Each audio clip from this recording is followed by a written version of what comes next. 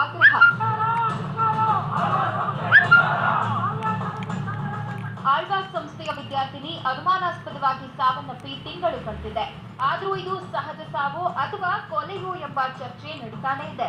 ಕಾವ್ಯ ಪೋಷಕರು ಮಾತ್ರ ಅಲ್ಲಿನ ಪಿಟಿ ಮಾಸ್ಟರ್ ಮೇಲೆ ಅನುಮಾನ ಪಡ್ತಾ ಇದ್ದು ಇದುವರೆಗೂ ಯಾವುದೇ ತನಿಖೆ ಆರಂಭವಾಗಿಲ್ಲ. ಸದ್ಯ ಪಿಟಿ ಮಾಸ್ಟರ್ ತಲೆ ಮರೆಸಿಕೊಂಡಿದ್ದು ಪ್ರಕರಣವನ್ನ ಸಿಐಡಿ ತನಿಖೆಗೆ ಒಪ್ಪಿಸುವಂತೆ ಕಾವ್ಯ ಪೋಷಕರು ಒತ್ತಾಯಿಸಿದ್ದಾರೆ.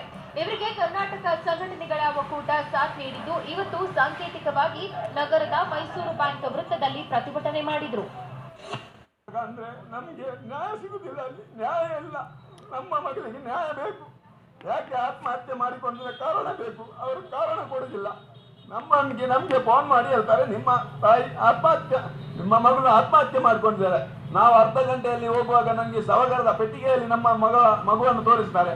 ನಮ್ಗೆ ನಮ್ಮ ಪರ್ಮಿಷನ್ ಇಲ್ಲದೆ ಅವರು ಯಾಕೆ ಅಲ್ಲಿ ಸವಗರದ ಪೆಟ್ಟಿಗೆ ಹಾಕಿದ್ದಾರೆ. ಕಾವ್ಯ ರೀತಿ ಹಲವಾರು ವಿದ್ಯಾರ್ಥಿಗಳು ಆಳ್ವಾಸ್ ಸಂಸ್ಥೆಯಲ್ಲಿ ನಿಗೂಢವಾಗಿ ಸಾವನ್ನಪ್ಪಿದ್ದಾರೆ.